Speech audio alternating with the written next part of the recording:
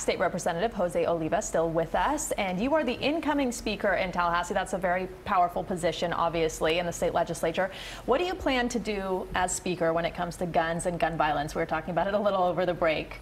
Well, we've had conversations. There are two different types of gun violence. So there's the gun violence that we deal with in our community on a daily basis, and then there's these type of mass shootings. I think the bill that we just passed will certainly prevent the type of shooting that we just saw because of what we put in as far as the mental health safety net and the ability for officers, if they arrive at a home and they see a credible threat, to have an injunction from a court to take weapons.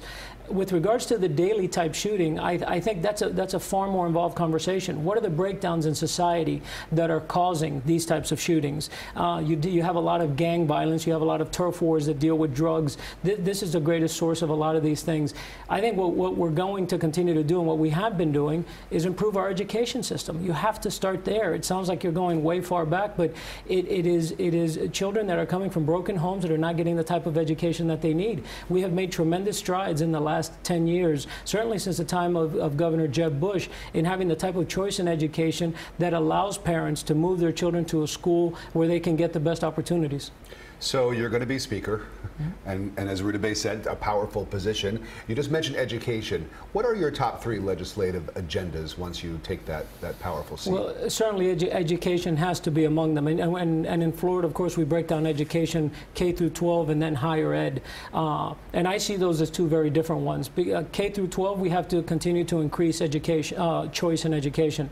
On higher ed, we have to figure out a way to reduce cost. Our universities and our colleges are growing at alarming rates, and oftentimes we're incentivizing them to take on more students, not necessarily to graduate more students. So performance funding is very important there.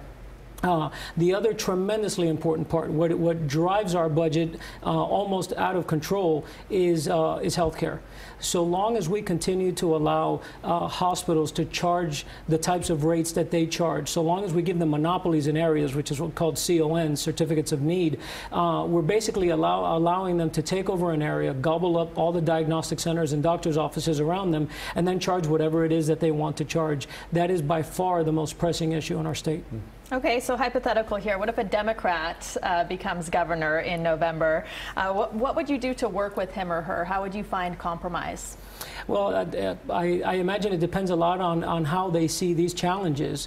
It's difficult for anyone not to see that healthcare is now taking 1/3 of our budget. We're a balanced budget state, thankfully, but as healthcare continues to move up, it puts pressures to bring in additional revenues. So I would hope whoever would come in would have a solid understanding of the impact that healthcare is having on our overall budget. As far as education, there's an area where we're kind of split along party lines. On the Republican side, we believe strongly in choice in education, and on the Democrat side, they tend to lean more for what is traditional public education. So I think there we'll probably have some greater challenges, but I'm hoping that's not the case. Couple of areas, bills that were written but did not make it through committees and did not even get their way to the governor's desk, having to do with the opioid crisis in the state, which is a big problem, and also sexual harassment, which was something that we've been talking about for so long. It has sort of taken a little bit of a back burner since Parkland, but obviously still a very important matter that matters a lot to people in this state. How do you tackle those two issues, and do you see legislation in those areas getting passed in the next session? Well, both of those passed the House, but as you know, we're bicameral, and so we also needed to pass the Senate. We were unable to do that, but on the House side, we passed both those bills.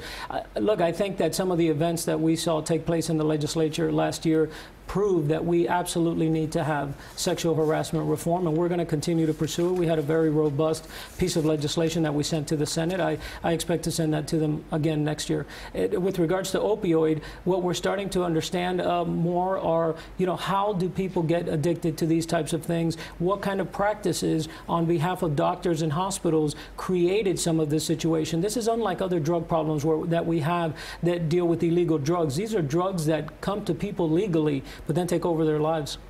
Well, we're so glad that you came and joined us today to talk a little bit about this. State Representative Jose Oliva. Next time we see you, we'll call you Speaker Oliva, and we hope that happens very soon. Thank you very much. Thank you. Thank you.